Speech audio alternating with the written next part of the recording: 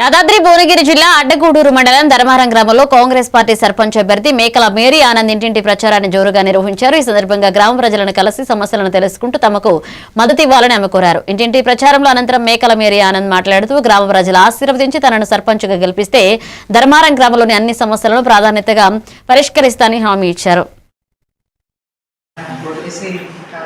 Reservation వచ్చింది కాబట్టి ఈ అవకాశాన్ని సద్వినియోగం చేసుకుందామని ముందడుగు వేసినాము. గ్రామ ప్రజల సమస్యలు ఏదైతే ఉన్నారో ప్రధానంగా ఒక్కొక్కటిగా తీర్చి వాళ్ళకు అందుబాటులో ఉంటానని మనవి చేసుకుంటున్నాను. మరి అందరూ గ్రామ ప్రజలందరూ బ్యాట్ గుర్తుకు ఓటేసి అత్యధిక మెజారిటీతో గెలిపిస్తే మరి రేవంత్ రెడ్డి ఇచ్చిన సంక్షేమ పథకాలు ప్రతి ఒక్కరికి అందుబాటులో ఉండేటట్టు చేకూరేటట్టు నేను చూస్తాను.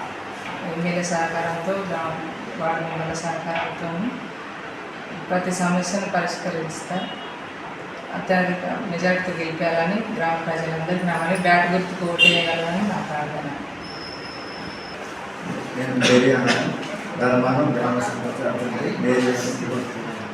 ఎమ్మెల్యే గారు నమ్మకం ఉంచి మాకు సీట్లు ధన్యవాదాలు.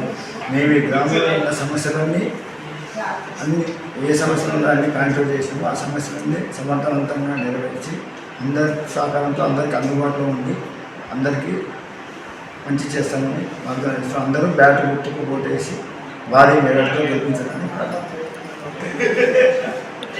ప్రజల ఇంటింటికి మంచి స్పందన ఉంది. అందరూ ఆదరిస్తున్నారు, అందరూ ప్రేమగా పలకరిస్తున్నారు.